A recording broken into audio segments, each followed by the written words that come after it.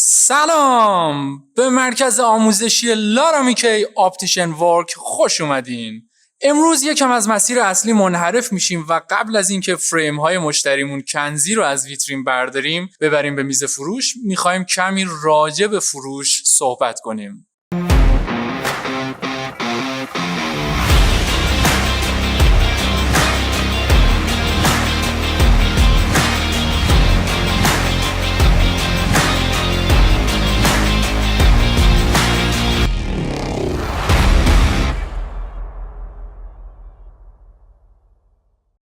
همونطور که هفته پیش گفتم یه چند تا نکته هست که باید قبل از رسیدن کنزی بهتون بگم.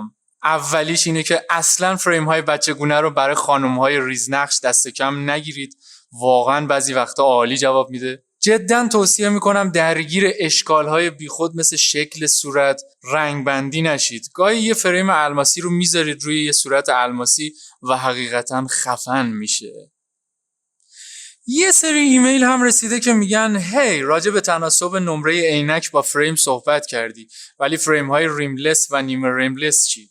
راست میگین، توضیح ندادم چون یه ویدیوی مستقل تو راهه که چند ماه دیگه میاد. آخرین نکته رو بذارید بهتون بگم. به هیچ وجه سعی نکنید مشتری رو از پا بگیرید و بکشیدش سمت ویترین یا یه برند خاص. بذارید براتون یه مثال بزنم. توی فروشگاهی که کار میکردم برندهای لوکس آفتابی مثل کاستا و رودی پراجکت رو داشتیم. یه روز یه مشتری اومد تو مغازه و پرسید، گفتش که آکلی دارید؟ میدونین من چه کار کردم؟ نه تعریف کاستا رو کردم، نه کشیدمش سمت رودی پراجکت. گفتم نه متاسفانه نداریم، ولی این کارت فروشگاهیه اون پایین خیابون که آکلی داره، برید اونجا. خودم رفته بودم با صاحبش صحبت کرده بودم، کارت همدیگه رو دادیم و قرار شد اگه کسی کاستا خواست اونجا بفرستش پیش ما. رابطه ما یه رابطه دو طرفه خوب بود. حالا فکر کنید اگه من کلی توی اینترنت چک کردم و همه رفیقام آکلی زدن، بعد شما یه برند دیگه بهم تحمیل کنید، حتی اگه کیفیتش هم بهتر باشه، هر موقع با دوستام دور همی دارم و من تنها کسی هستم که این فریم رو ندارم، حالمو میگیره و واقعا خوشحال نیستم. پس در مورد اجناس برند و اختصاصی اینو تو ذهنتون حک کنید. مشتری رو مجبور به انتخاب برند خاصی نکنید و درست سر وقت. مثل همیشه کنزی مشتریمون رسید. سلام چطوری؟ خوبم، تو چطور؟ امروز سلام خوبه، ممنون. حاضرید بریم؟ آره حاضرم. عالیه. بریم فیلم انتخاب خیلی خوب. هفته پیش که صحبتمون تموم شد راجع به برنامه‌های این هفته حرف زدیم. از جمله این که می‌خوایم بیشتر راجع به فروش صحبت کنیم. از کنزی هم پرسیدم هی نکته‌ای هست که دوست داشته باشی دوباره مطرح کنی؟ و اون فوری گفت باید بذاریم مشتری مسیر انتخاب فریم رو مشخص کنه. من خودم دیگه پیرم و از این بازی‌ها بیرونم. مخصوصاً برای نسل جوان باید با موضوعات جنسیت خنثی خیلی محتاط باشین. پس بذارین مشتری بهتون نشون بده چی میخواد، نه شما بهش، وگرنه بعداً پشیمون میشین. باورم نمیشه اواخر اکتبر فکر میکنم برای 4مین یا 5مین باره که میگم پیراهن مدل ادویه کدو تنبل رو براتون پوشیدم. امروز میخوایم راجع به فروش 101 همون قواعد پایه برای تازه کارها صحبت کنیم. اصلا فکر نمی‌کردم این موضوع رو قبل از اواسط 2022 شروع کنم، ولی ایمیل های زیادی از افرادی رسیده که کمک خواستن. کلی مطلب دیگه هست، ولی امروز چند نکته کلیدی رو براتون میگم تا بتونین روشون کار کنین. قانون شماره 1، اینو هیچ جا نمیشنوین و هیچ کس راجبش بهتون نمیگه. حتی بهترین عینک‌ساز تاریخ هم ممکنه تو هر فروشگاهی احساس رضایت نکنه. چرا؟ چون هر فروشگاهی یه شخصیت داره، هر عینک‌سازی هم شخصیت خودش رو. این دو باید با هم جور بشن. همه ما تو مهارت‌هامون به عنوان عینک‌ساز نقاط قوت و ضعف داریم. فقط خودت توی دلت میدونی که آیا این شغل واقعا برات مناسبه یا نه. قدرتت چیه، ضعفت چیه؟ و متاسفم که آیا عینک‌سازی برای تو واقعا مکان درستیه یا نه. به عنوان یه تازه کار باید توی دلت رو نگاه کنی و تصمیم بگیری. چون مثلا یه عینک‌ساز حرفه‌ای ممکنه آدم رقابت‌جویی باشه، توی فروشگاهی کار کنه که پورسانت بالایی میده و توی محیط پرفشار رشد میکنه. ولی یه عینک ساز دیگه که اونم ممکنه بهترین باشه ترجیح میده فقط چند ساعت توی سالن فروش باشه و بقیه وقتش رو توی لابراتوار عینک‌های خفن بسازه. همه آدم‌ها متفاوتن، باید شخصیتتون با فروشگاه همخونی داشته باشه وگرنه نه خوشحال میشین نه به هدف فروش در فروشگاهتون میرسین. قانون شماره 2 بازم تقریبا همون قانون اول و یه چیزی مشابهش اینه که ما هیچ وقت در مورد مشتری پیش‌فرضی نداریم.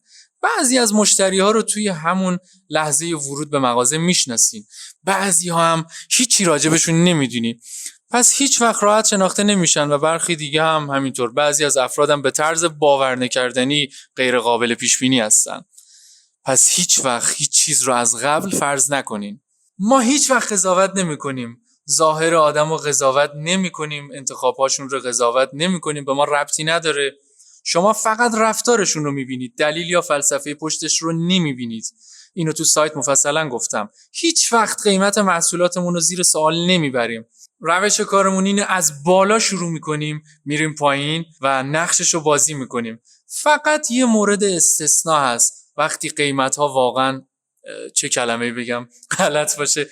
جاهایی هستن که واقعا از مردم کلاهبرداری میکنن، اون موقع باید برید یه کار دیگه پیدا کنید. راستش رو بخواین حقوق عینک‌سازی اصلاً بالا نیست. شاید مشتری هایی که دارین چندین برابر شما درآمد داشته باشن. پس قضاوت نمی کنیم. اگه کسی خواست یه فریم گرون بخره نگین هی این چه قیمتیه. از بالا شروع میکنیم برو پایین. فرض کنین این ویترین ماست و هر ردیف به جای 6 تا که الان هست صدها فریم داره و ما از خفنها میریم به سمت بهترینها تا برسیم به درجه 1 و ردیف آخر تخفیف داره برای کسایی که موقع درآوردن لنز یه عینک ارزون میخوان. من اینجا با بالاترین ردیف شروع میکنم، یکم بهش نزدیک میشم و عملا فشار میارم که فریم های گرونتر رو ببینه. لطفاً عینک تو در بیارین. از همین ردیف اول شروع میکنم. این رو امتحان کنین لطفاً.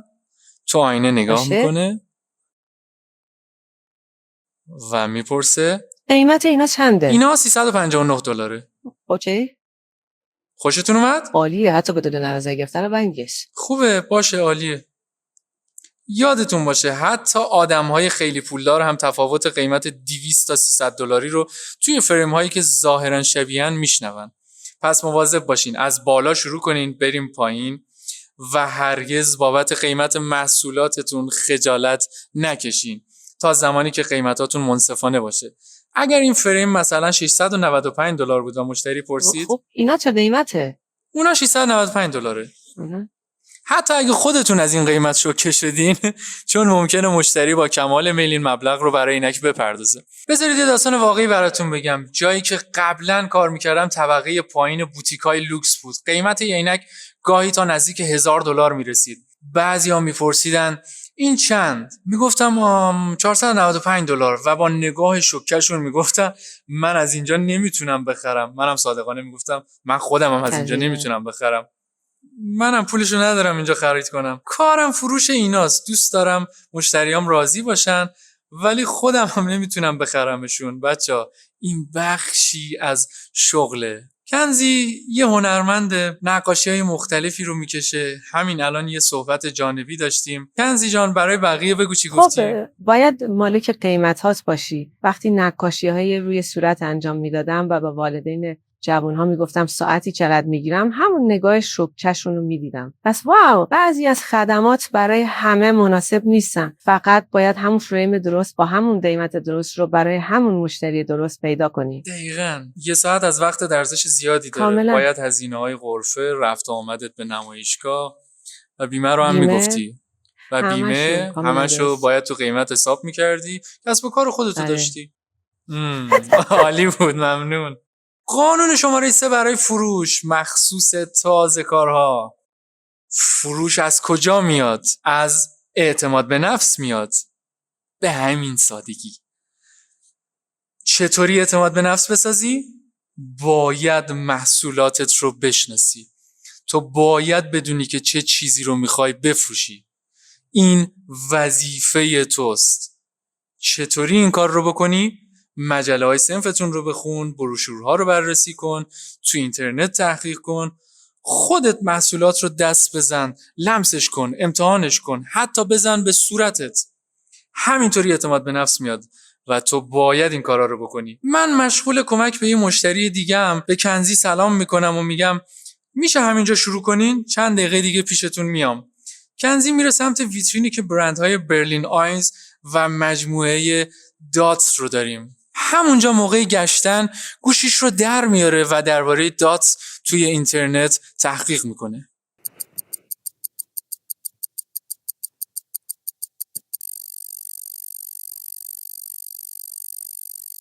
بفرمایین، میتونم کمکتون کنم؟ بله، یه مشکلی دارم. من حساسیت پوستی دارم. واقعا به فریم هایپوآلرژیک نیاز دارم. این برنداتون هایپوآلرژیکه؟ نمیدونم ولی برات تو اینترنت چک میکنم. اوکی. خب این کار 1 دقیقه طول میکشه. بذار تایمر بذارم. الان مشتریتون از من بیشتر در مورد این فریم ها میدونه. فروش از کجا میاد؟ اعتماد. باید محصولاتی که میفروشی رو بشناسی. اون خودش اینو پیدا کرد. اینجا مشخصه که فریم های داتس بدون لوگو از فولاد ضد زنگ آلمانی ساخته شدن، هایپوآلرژیکن، با لاک سوئیسی پوشش داده شدن، همون هایی که توی محصولات اپل استفاده میشه. درسته؟ اون همه چیز رو قبل از اومدن من میدونست. شاید ساعتها تو خونه تحقیق کرده بود. خیلی ها این کار رو میکنن. دنیا توی نوک انگشتاشونه. پس وقت بذار درباره محصولاتی که میفروشی یاد بگیر. با نماینده‌های فروش صحبت کن. تو اینترنت مطالعه کن. بروشورها رو مطالعه کن، مخصوصا برای عینک‌های آفتابی اختصاصی، چون همه عینک‌سازها تمام بروشورها رو دارن تا تو دامنه اطلاعاتت بالا باشه و واقعا باید محصولاتتو بشناسی. یکی از بهترین قدرت‌ها اینه که اگه کمی بیشتر از مشتری‌ها بدونی، حتی میتونی با ادب اصلاحشون کنی. نه عزیزم، این قابلیت فلانطور کار نمیکنه. در واقع یه ویژگی جالب‌تر داره. اینطوری فروش اتفاق میفته، وگرنه مشتری با خنده برمیگرده و میره. حالا قانون شماره 4، بعضی چیزا هیچ وقت قدیمی نمیشن. فروش همیشه بر اساس این مفاهیم ساخته شده. از اونچه به عنوان ویژگی‌ها و مزایا شناخته میشه. ویژگی‌ها چیزیه که محصول داره، مزیت کاریه که برات انجام میده. چگونه ویژگی‌ها و مزایای اونها رو یاد بگیریم؟ مخصوصا اگر محصولات اختصاصی شما مثل عینک‌های آفتابی لوکس و اسپورت باشه، بروشورهایی که شرکت منتشر میکنه، ویدیوهایی که شرکت منتشر میکنه و البته نمایندگانی که نماینده اون برند خاص هستن. پس با اونا صحبت کن. بیاین همون فریم دوت رو مثال بزنیم. خب میگه که وقتی که اون داره مطالعه میکنه، میگه که فریم دات بدون لوگو هست. بدون لوگو یکی از ویژگی‌های فریم میشه. اگه این فریم رو بیارم پایین و بهش نگاهی بندازم، هیچ کجاش ننوشته که فریم دات. و خیلی خیلی از مردمون بیرون هستن که بیشتر عاشق کیفیت هستن و از اسم برند متنفرن. کنزی هم یکی از اوناست. پس ویژگی این فریم اینه که بدون لوگوست و مزیتش اینه که اون خوشش میاد این عینکو بزنه. اونا از فولاد آلمانی ضد زنگ ساخته شدن که یه ویژگی هست. مزیتاش چیه که اون میخواد این فریم رو که از فولاد ضد زنگ آلمانی ساخته شده بخره؟ خب به خاطر اینکه بسیار مستحکمه، وزن سبکی رو داره و بعد از تنظیم و فیت کردن برای اون قرار سالها توی همون پوزیشن بمونه براش. ویژگی، مزیت. هایپوآلرژیک هست. پس اولین سوالش از من اینه. اون جواب رو میدونه اما من نمیدونم. هایپوآلرژیک یکی از ویژگی‌های عالی این فریم هست. مزیتش اینه که اگه به فلز حساسیت داشته باشه و تا به حال نتونسته فریم فلزی استفاده کنه که پلاستیکی یکم حساسیت زا هست، اون بالاخره میتونه فریم رویاییش رو بزنه. ویژگی، مزیت. پوششی لاک سوئیسی بهش اعمال شده که توی محصولات اپل هم اعمال میشه. ویژگی، مزیت، درست اینجاست. ویژگی و مزیت این مدل‌ها اینه که مقاوم در برابر خراش و لب پریدگی هستن. پس این تکنیک قدیمی رو همیشه بپرسید و اون تکنیک‌ها رو یاد بگیرید و متوجه تفاوت‌های بین اون دوتا باشید. یه چیز دیگه که اصلاً قدیمی نمیشه، سوالات باز هست و مربوط به سبک زندگیه. بعداً بیشتر راجع بهش حرف میزنیم و آخر خط که رسیدیم بیشتر بهش میپردازیم. اساسا چه چیزی رو میگه بهمون؟ میگه که کمتر حرف بزن، بیشتر گوش کن. منظورم از مکالمه مشتری اینه که عینکی بفروشم که نیازشو برطرف کنه، راحت باشه، خوشگل باشه، مشکلات بیناییش رو حل کنه. اینجا قسمت خطرناکی. یاد اون شخصیت فروشگاه و شخصیت عینک‌ساز که بهتون گفتم افتادین؟ من نمیخوام عکس نوه‌هاش رو ببینم، نمیخوام تو فیسبوک دوستش بشم، نمیخوام باهاش برم کافی شاپ برای صرف چای. میخوام عینک بفروشم و مطمئن بشم راضیه، چون کار من اینه. اگه تو آدم اون مدلی هستی به تبریک میگم، ولی یادت باشه کار تو فروش یه عینک عالیه، نه پیدا کردن یه رفیق تازه. پس این دوتا یکم متفاوته و راحت‌تر کمکت میکنه که بگی اونا $359. بخشی از آموزش اینه که چگونه سوالات باز بپرسی و چطوری اون رو بسازیش که توی وبسایتم توضیح دادم و ما قراره قطعاً یکیشو داشته باشیم و بریم تو کارش. تفاوت بین سوال باز و سوال بسته چیه؟ گلف بازی میکنی؟ آره.